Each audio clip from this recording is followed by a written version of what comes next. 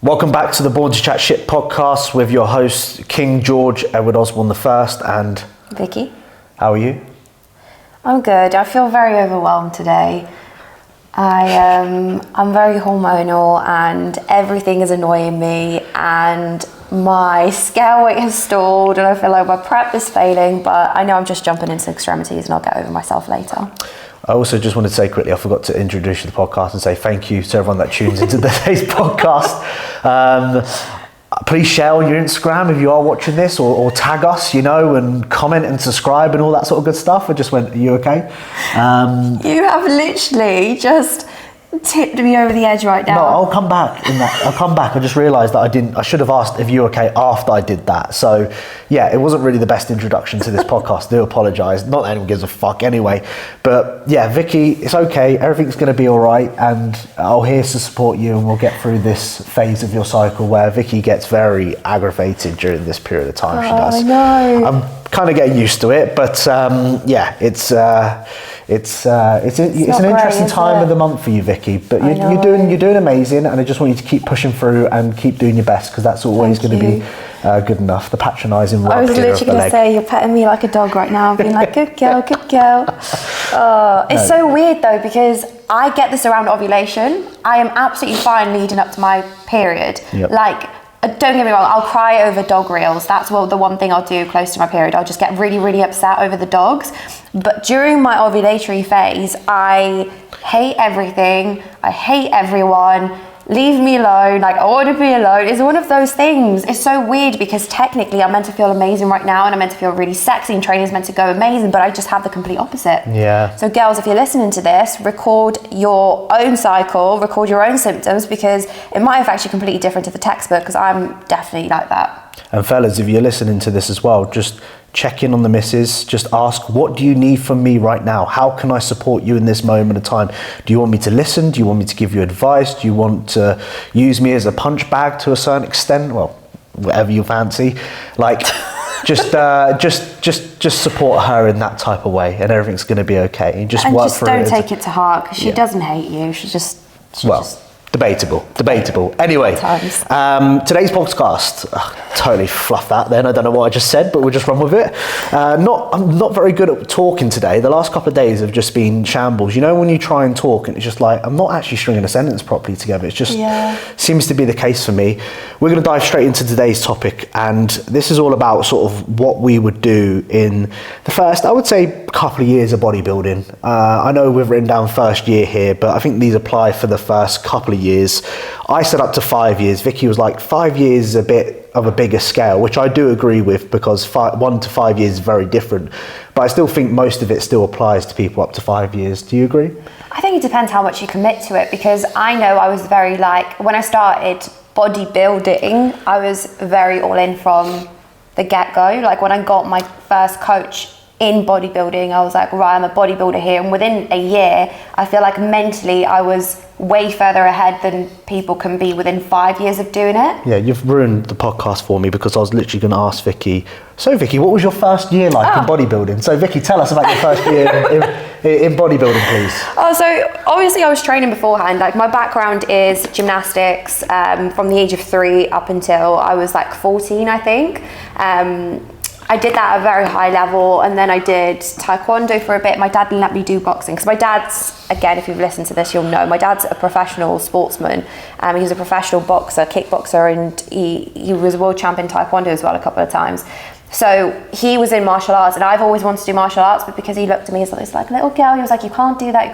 So I was like, okay, fair enough. I'll just do taekwondo, which is like movement patterns, and you do some light sparring, but it's not like heavy. So I did taekwondo. Then I went to uni. I got in a relationship, but I got pretty fat. I just got pretty fat, to be honest with you. Just let myself go a little bit. Took up running, went to the gym here and there, but it was literally just like on the odd occasion if I knew I had a night out and I wanted to look a little bit better. So I did like a little glute pump. My glutes looked bigger in a dress and didn't work. And then I kind of had like epiphany at one point, I think in my 3rd year, and I was like, right, okay, this is, I'm so unhappy living the lifestyle that I did because my values weren't aligned with what I was doing. Like, I was never someone that was meant to go out all the time, and I actually missed the structure that I used to have in, you know, in gymnastics, where I was very strict. Like, as a kid, everyone was able to have sweets, and I would say quite restricted when it comes to that, because I did it at a high level, so, you know, I had to do those things.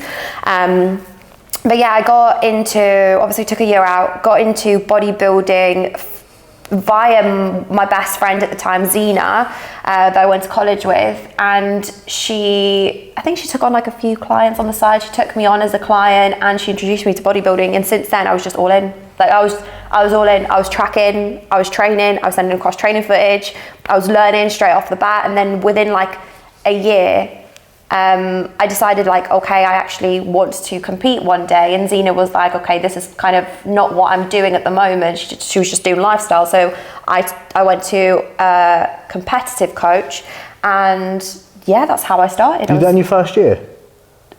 Yeah. Interesting. You got a coach like literally in the first year of bodybuilding? As soon as I started like going to the gym, I got a coach. Mad. Most people don't actually do that. Obviously, you get like a PT, but like an online coach is completely different. I don't see many people get online coaches in the first year of training, like a complete beginner. Yeah, I mean, mine was a little bit different because my first coach was my best friend, and I went to train with her a few times, and she was competing at the time. She was doing her bodybuilding prep, and I kind of saw what she was doing. I was like, hey, like, you're doing really well. Can I learn from you, sort of thing? I feel like your first year of like is completely different to like a beginner, because you've already got an understanding of the anatomy. You've already got an understanding of like how certain muscle group, the function of a certain muscle group. But for me, the issue was like, I knew the science, but I didn't know how to apply it. And because it was my body, I had so much like decision fatigue, because I was like, do I cut? Do I bulk? Do I do this? Do I do that? How do I track my food? What protein do I eat? And I'm the type of person, I think my bodybuilding journey was fast tracked because, not because I was good at bodybuilding or anything like that. I just think I was someone that was so eager to learn, and I'm such a here and now person. I'm like, I want to do it, but I want to do it quicker. So I bypassed everything that people would usually do, which is like okay, like I'll just get a program, okay, like I'll just do that, okay, I'll just learn. And I was like, no, I'm happy to invest my money to do something, to be really good at this, because I never do things half-assed. I'm like, I either do this to the best of my ability or I don't do it at all, which is probably a toxic trait, but that's how I approach bodybuilding. I was like, I know I really like this. I love going to the gym. I love the structure. I love the discipline, because it's something I've done before. So how do I get the best at it as soon as I can? Interesting. That was me. Yeah, you've had a good, decent first year. It's very different your first year compared to most people that talk about. There we go. So I got introduced to the gym obviously through football, because obviously a part of what we used to do football was strength and conditioning type training in the gym. So like bench pressing and all those sort of things, I was very much like aware and used to obviously doing those sort of things, not bodybuilder like, but more like footballer type. You know, we see a footballer like do an exercise, it's not the same as bodybuilder. It is the same movement, but they do it very differently to how a bodybuilder would do it. So I was very much used to that. Funny enough, I had this is such a weird story, but when I was about 14, I think it was, I think it was a guy at school. His dad would go to the gym with his mate, and they were bouncers, and they took me to a bodybuilding gym once, an old rusty old school type gym, when I was 14, and I went once with them, trained with them, and I was like battered for like 2-3 weeks. That was like age of like 14, I think it was. The first year when I went to the gym I was shit at football basically, so I thought, fuck it, I ain't gonna grow any bigger, because I was fucking started puberty from a really young age, and everyone outgrew me by the age of 16. So I'm going to try and grow as wide as I can. So first year was, first like 3-4 months was just arm training on a Saturday. That's all I did for the first year. Every Saturday I'd go to the gym in the morning and I would just train arms, and I would obliterate like 40 sets in there, and my arms would be sore for the next 2 weeks, but I would just go do that. Probably why my arms are pretty strong right now, to be honest with you, because I used to play football still. So I thought, well, there's no point me going to the gym, and if I'm doing football twice a week, there's no point me going and do it in a third time. So it was just arm days, and I used to go with a mate just to like kind of ease myself into it, because sometimes when you first start it's a little bit intimidating. I went to like a leisure centre type place, and then I took the leap and went to Pure Gym for the next 6 months, and then after I did that for about 6 to 8 months, I then went to my first bodybuilding gym. How old were you? I would say 17, 18, around that sort of time. So yeah, it's been a decent time. So how long did that last? What? That was like a year? That was first like year. the first year. So about 6 months in the leisure centre, train arms on a week. I guess that classes me like being consistent with it, bodybuilding, to the point where I used to wear, like, imagine wearing this, but imagine if you're watching this right now, I'm wearing like a zip up, but the sleeves were cut off. And it had a Gold's Gym on the back. Oh, I know exactly what train you're on what I about. would wear sometimes is like a thermal to make my arms. I wear a blue thermal to make it look really tight. I remember going into college once at 16, 17, we had to go to the gym for one lesson, and I walked out like that, and everyone in that class laughed at me for wearing something so stupid. But I was fucking way bigger than them bastards. I was way stronger than bastards, and they may laugh at me, but I was like, fuck you, because I'm doing better than you in the gym. That was my mindset back then. Now, looking back, I don't give a fuck about that, sort of. So yeah, that was my first year. I was addicted to pain. That's what I was addicted to in the first year. I was addicted to, if I wasn't sore, I didn't do a good enough job. I was going to say, I was the same. I didn't care about the look and how I looked. I just loved how the gym made me feel. And funny enough, 10 years later, nothing's changed. I love coming out of a session and feeling like fucking shit. Even though, by the way, that's not what you should be doing. Yeah, you shouldn't be doing that. Maybe you sometimes should. But I loved waking up the next day and I was sore. If my arms were sore and I was flexing it, and my quad, you know when you can't flex your quad, and you literally can't flex it, and there's nothing there, it's just like blob. I love that feeling. That I knew, I was like, right, I want to go and do that again. I want to go and do that again. And I used to train for after that 6 months, until I started doing like shoulders and doing like the bro split. I used to train like 3 weeks in a row, no rest. Oh, I train every single day. Every single day. Until Zena was like, you can't do that, because I think she wrote me like an upper lower split, but I'd literally go upper lower, upper lower, upper lower, and I just would not rest.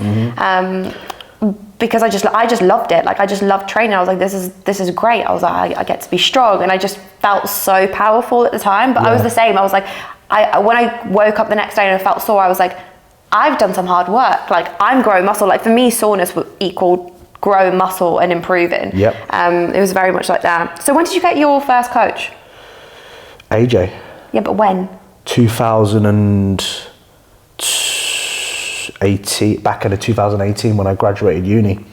That was my first coach. So you did like all of uni by yourself? So I did all uni by myself through watching Train by JP videos, watching YouTube videos of like Rich Piana, shout out Rich Piana, RIP. Kai Green, when he used to train with like fans and subscribers, used to watch all of that, and I just learned all that from myself until I then met AJ, and then that's where I then stayed with AJ for like 4 or 5 years, was it? Something like that? Yeah, that's so interesting. So you sort of got a coach after you learn about like bodybuilding, whereas I learned about bodybuilding through having a coach. Like I did not know anything about a category. The only reason I remember why I did figure is because I had someone in the gym, because I wanted to do bikini, and I remember doing a do you remember NFM UK? NFM, yeah, I remember NFM. Yeah. So NFM UK did, this was I think like during lockdown, they did like posing classes online, and they did like a bikini workshop and a figure workshop.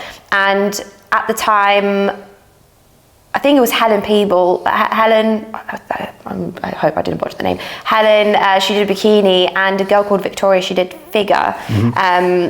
And I did 2 of them, and I screenshotted it, and I only had like a small following. I don't know if I have a big following right now, but I had like a small following, like 1,000 followers on Instagram, and I put up, and I was just like, which one should I do? Should I do bikini or figure? Everyone's like, you cannot do bikini. Because everyone said to do figure, and then I started looking at figure girls, and that's how I found my first coach. Interesting. Who was a IFBB figure pro. Yeah, and I was like, well, I want delts like her, so I went for her. Yeah, because I was always wondering why you went with Erin.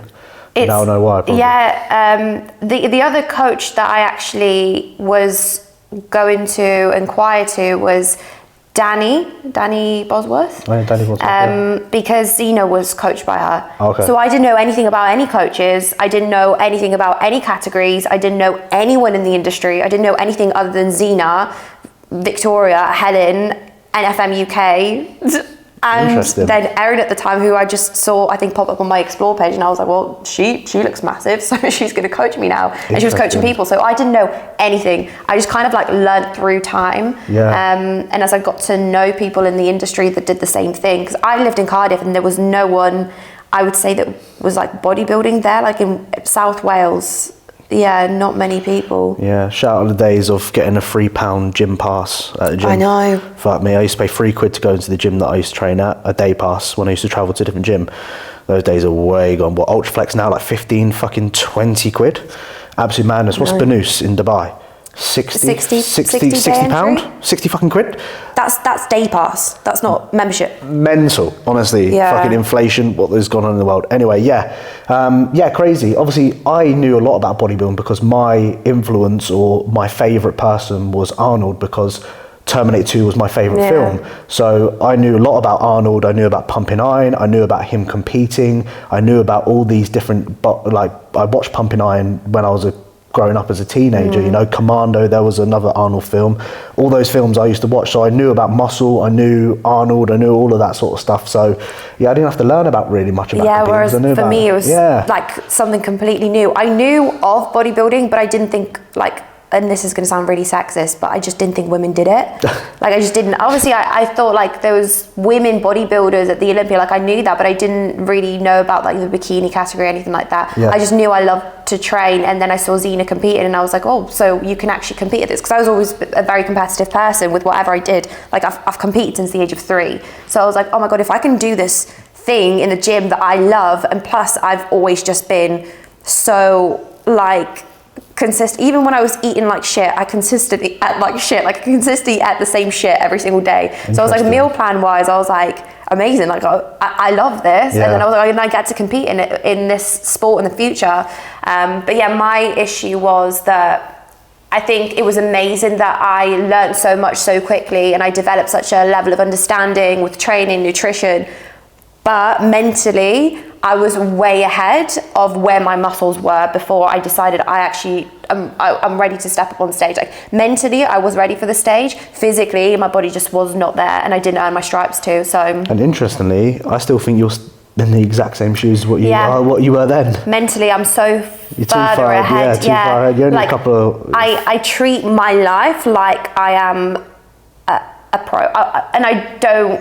Does that sound cocky? I don't mean that in a cocky way, but what I'm trying to say is, like, I am so routine, and there's not a single box off season or prep that I don't tick. Like, cardio, yes. Like, steps, yes. Meal prep, yes. Training, yes. Like, I never miss a session, but like, my physique is not reflective of that yet. Yeah, interesting how we have very different sort of how we got into it as well. It's very interesting. And you know what's crazy as well? We talk all the time. Like, we spend all the time together. I never knew this about you. Interesting. So we've got to do more of these podcasts. We've bonded. Look, I know, our relationship is growing. Thanks, guys. So yeah, let's get into what we would recommend you doing in the first couple of years of your bodybuilding journey. So Vicky, start number 1. Train for enjoyment, not for the stage. Oh, fuck. What's my first one? Have fun. Yeah, train for enjoyment and not for the stage. And I'll elaborate on what I mean by that. I have a lot of girls who think about wanting to compete, but they're still very, like, early on. They're not beginners. They're what we now call elite lifestyle, but they are fixated on the stage, and straight away they're like, what category do I compete in? I'm like, first of all, just learn to train with intensity and learn what you love to train, because yes, okay, genetics play a huge role in bodybuilding. They do. They play a role in terms of your ability to grow muscle, in terms of your ability to get lean, in terms of your ability of where you grow muscle, shape, structure, etc., which will fit you into a certain category. But this is where I highly disagree with a lot of people being like, oh, you shouldn't do this category because X, Y, and Z, you're not genetically gifted. Look, not everyone wants to get to the Mr. Olympia. Not everyone wants to get a pro card. And your bodybuilding should be primarily a hobby unless you do have the 1% elite genetics and you are going to get like to the heights of the heights, but realistically probably you won't earn a living from bodybuilding anyway, unless you get really good sponsors, etc. Right? Even if you get a pro card, it's still pretty much going to be a hobby rather than a job. And what I'm trying to say from this is, if you are genuinely doing bodybuilding to get an IFBB pro card, you want first placings, you want to take this to the extremes, you've got to be playing with your genetics for sure.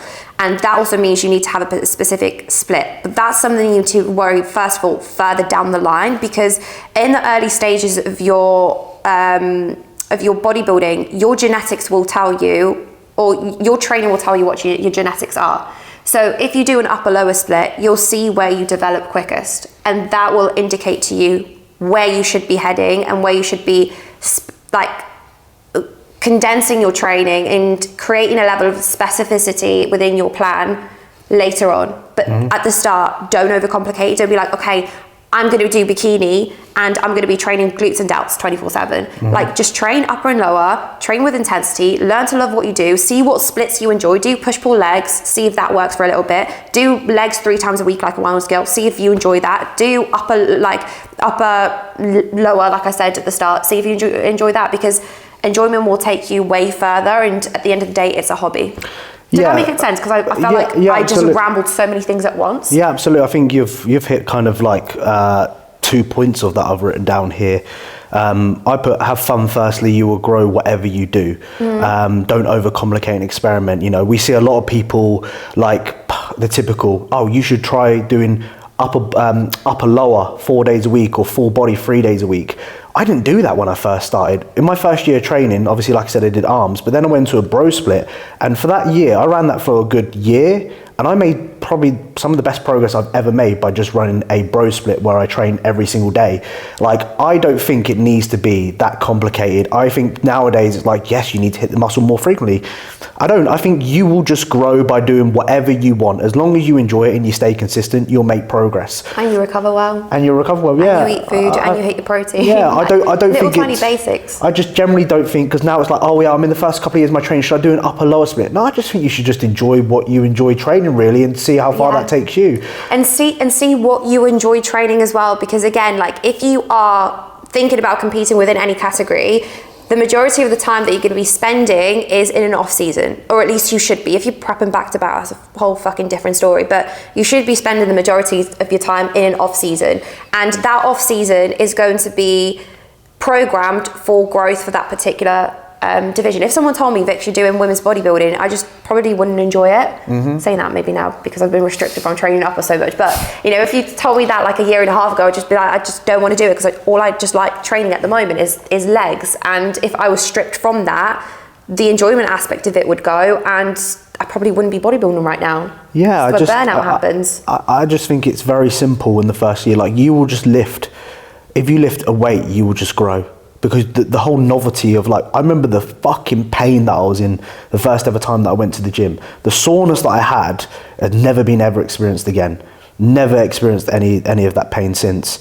I just think you'll grow doing whatever you want to do. So just have fun. Just have fun, yeah. My point number 2 here, well, obviously the same point, first one was Vicky's, is be patient. Bodybuilding is a lifestyle which requires long-term thinking. So that's my point as well. It's just expectations, really, because I think obviously I remember being, you know, a beginner, and I remember that I think after a year of training I'm going to look really jacked, and I'm going to, you know, see what I'm going to look like what I see on Instagram, and the reality is I still looked very average after a year of training, and I was not necessarily disappointed, but I think too many people, it's kind of like, you know, fall in love with the walk, right? And rather than focus on the destination, you know, that saying that you always mention. And I think, you know, the reason I think for most people, like, when you go to the gym for the first time, you don't go back to the gym the second time because you like the results. You fell in love with how it made you feel. And I feel like too many people are now focused on looking a certain way, like, oh, I want to, you know, get lean, or I want to get toned, as people would say at the beginning, or oh, I want to build my arms. But no, just enjoy like the actual feeling of going to the gym. And yeah, the physique is a byproduct. The physique is a byproduct. You can use that as your initial motivator for sure, because I feel like the majority of people, let's be honest, go to the gym because they want to look a certain way. I think that's fair to say. Yep. But I've written that point as well. Like, just accept accept that progress is slow, boring, and very unsexy. Like, it's just the way that it is. It's not fun. Like, you're not going to look at yourself and just be like, oh, I've gained like 5 kilos of muscle tissue in the neck, like in the last 2 months. It is going to be slow. It's going to be boring. But regardless, like, you just got to do it, because that's bodybuilding. Like, when you actually look at bodybuilding, like, that's what it is. You're building something. Rome wasn't built in a day, neither is going to be your physique. So my next point obviously was covered, because that was actually my next point. As if by the way, we don't actually know what we wrote down. No, we always do this, so we don't. Wrote down the same things pretty much. Yeah. It's weird. My next one is prioritize consistency over optimization. Yeah, absolutely. Just be consistent with what you're doing. Like, don't be in and out of the gym like 1 week and then for 4 weeks you're out because you were trying to be so perfect with everything. Like, the all or nothing mentality within bodybuilding is going to play a role when you are further ahead in your journey, because those 1% are going to matter. Your progress is very much going to go like this. Oh, actually, not everyone can see me, right? You're going to start off at baseline, then you're going to escalate very, very quickly within the first year, 2 years, and then slowly it's going to start to plateau. So that curve is just going to start to become a little bit flatter. That's in like 4 years, 5 years and beyond of your training, right? At that point, that's where you need to be obsessive over optimization and those 1% of like how much protein exactly and what sets and what rep ranges and whatnot. Like, that is when you really need to hone in on everything, because progress at that point is going to be very, very hard to attain. But in the early stages, like we said at the start, you're going to make progress probably regardless of what you do. But the consistency is something that's going to carry you through for a longer time, because again, bodybuilding is a time game and it's a consistency game. The more you do it, for the longer you do it, the more progress you're going to get, rather than what's the optimal split, what's the optimal meal plan, what's the optimal like the protein intake, what's the optimal this. Of course, learn that, and if you can implement that into your daily habits, amazing, but don't sweat over that, because that is like the cherry on top of the cake. Yeah. I couldn't agree more with what you said. So I think next point. The thing my next one is fall in love with the boring stuff. Vicky's already mentioned that. My next one as well, don't think about competing yet. Oh Vicky's my God. already mentioned that. I know that was my next point, actually. Avoid rushing into extremes. Okay. Yeah, so elaborate on that for me. It's basically don't think about prepping just yet. Yeah. Like, don't think about PEDs just yet. Like, don't think about all of it. Like, just don't rush into extremes and just actually enjoy the baseline of just training and eating food. Like, don't do it to get shredded. Don't do it to just get massive. Like, just train. Like, just train, because extremes very often, especially when you don't build the habits, consistency and mental resilience that is required to not only get you to the end of those extremes, but allow you to reverse after them.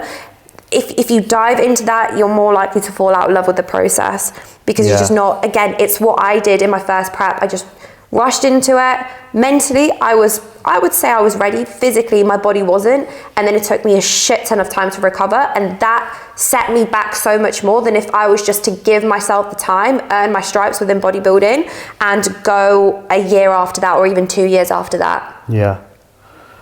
Interesting. Sorry, I've just realised I was pausing, having a think there, and we're podcasting, and I can't pause for too long because people are going to be checking to see where it's fucking playing. Sometimes George does this when we talk. I'm Sorry, like speaking, and he's like, yeah, interesting. And then he'll just pause for like 2 minutes. And then I just 2 go minutes. off in a thought in my head about what Vicky said, and then I sort of just like, oh shit, fuck, I meant to actually reply here, and I'm like, fuck, I've gone off on one. Next one for me. Oh, you're not going to share your thoughts? No, I'm not. Okay. We're just gonna, because I feel like, I want to go through each one. Okay. How many you got more? Probably 1 or 2. I got one. One. Okay, hopefully this is not the same one. I put here, if you're serious about bodybuilding, like you want to be a bodybuilder, okay, you need to be prepared to make some changes in your life. Like, you just need to be prepared, okay? Like, some people like the thought of, oh, I want to be a bodybuilder, like, I want to eventually compete one day, I want to go, like, okay, cool. Like, in the first couple of years, you now need to actually be prepared to be a little bit more selfish, because bodybuilding is a selfish sport, in my opinion. Have you wrote down the same thing? Have you? Fuck. Vicky's wrote down the same thing. Shit. Like, sometimes you have to say, like, your friends, it's very weird. Like, in the first couple of years of you bodybuilding, like, if you have friendships with people who don't go to the gym, they don't really understand, okay? And when you actually tell them, look, I'm not going to go out with you this weekend. I'm going to probably focus on just going to the gym and actually recovering. They're like, like, what do you mean? Like, why? Like, you know, come on, the typical, come on, just have one won't hurt sort of mentality. You just got to actually be prepared. If you want to do well and you actually want to make progress with your physique and change, then there's a level of change that actually needs to happen. Like, you can't go, oh, you know what, I'm going to go to the gym, but I'm still going to, you know, go out every single weekend. And I mean, each to their own again. But I'm talking to people here who actually want to make the most progress they possibly can with the. If you're just an average gym goer and they don't care about that, I'm not speaking to you right now. You want to make serious progress, you've got to be eliminating some shit in your life, and you've got to be prepared to make those changes.